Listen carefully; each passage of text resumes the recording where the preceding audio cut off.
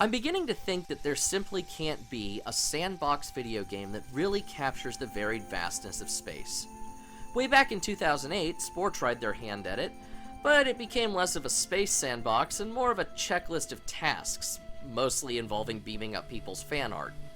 Then we had 2014's Elite Dangerous, which got the vastness of space down a little too well and turned you into a lonely Space Force trucker, sitting all alone for hours in the cold nothingness of space.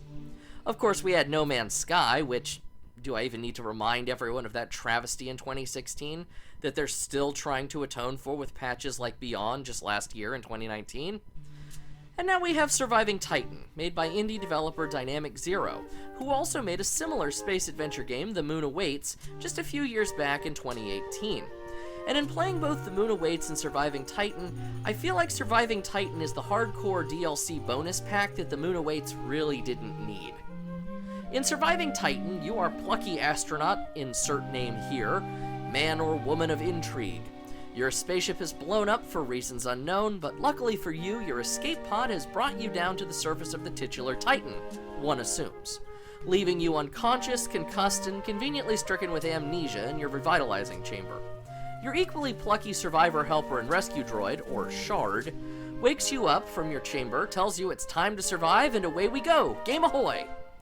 And it's from that first moment of stepping out of the pod and seeing what was out there that I began to dread the lack of space this space adventure had.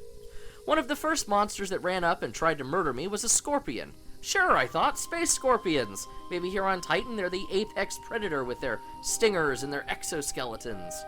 And then I saw an owl. Okay, I thought, maybe this is a space owl, and it's special and alien in that it comes out during the day instead of night. And then I saw a pig. And then it hit me. We're just doing Terraria, but with less moving the dirt around, aren't we? Okay, so going into this thinking I was getting Don't Starve in space may have been a little too ambitious, note taken. But once I accepted that and started following Shard's tutorials, I began to feel more dread. Build an axe, chop the tree, craft the crafting table, all the same old sandbox motions.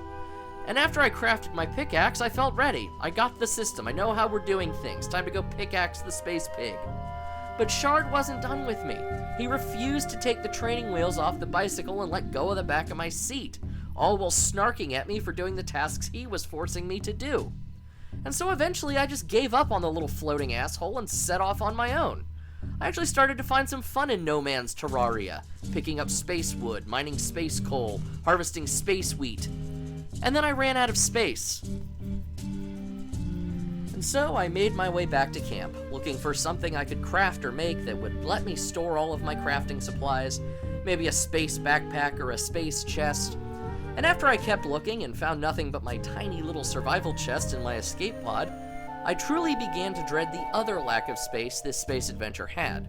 See, with other survival resource management games like Minecraft or Don't Starve, the game knows you're going to be grabbing every object you can like a caffeinated kleptomaniac, so they give you the opportunity to craft things that you can either keep your stuff in at the base, or keep more stuff in on the go. Surviving Titan seems to have forgotten that. And so, I had to start dumping my pockets on the ground around the base, hoping that no space ravens would make off with my space tomato seeds. Eventually, though, I just gave up collecting resources, because the things that Shard was still berating me to craft, I had already found in the abandoned camps and spaceships. Why craft an anvil or a synthesizer when there's a perfectly good set of both in the spaceship right over the hill? So I went from collector to scavenger, grabbing all the incredibly powerful and high-level materials and supplies to throw on the ground next to my pod. And after I killed a space ogre and took his space ring, it hit me like a space brick. What's the point of all of this? With my stolen laser rifle, I'd burned down most of the area and collected what few resources I could stuff in my little shallow space pockets. And even though I accidentally made my way through Shard's tutorial, I was still no closer to finding the plot of this game. I was promised secrets and twists, damn it! So, I went off to the borders of the map trying to find the story. And after I got eaten by a space kraken while I was walking around in the space ocean, I did find a cave with an old man inside, warning me of the thing that is hunting on this planet. At last, I thought. Now we're getting somewhere. He talked about knowing how to get off this rock, so I took him to my pod, thinking he would tell me how to craft some space fuel or space blaze rods or something. But instead he gave me a space cassette player which unlocked background music for the game. Not what I was hoping for, but at least I could Star-Lord my way through the rest of the playthrough. So I turned it on, and I stepped out of the pod, and my game crashed. Then I restarted, and it happened again. Then I tried a third time and recognized that I didn't want to play the game without soundtrack and gave up, thus ending the adventures of Your Name Here, the dashing space adventurer of maybe Titan, I don't know, Shard, or the old guy never told me. So is Surviving Titan a good game?